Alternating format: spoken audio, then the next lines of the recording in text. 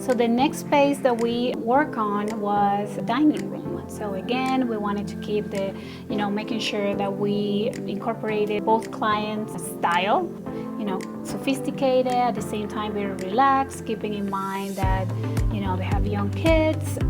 We wanted to make sure that the chairs were high quality, high performance fabrics, that they're cleanable. So the focal point on the dining room for sure is the buffet piece with the beautiful art piece, again sourced in a local gallery.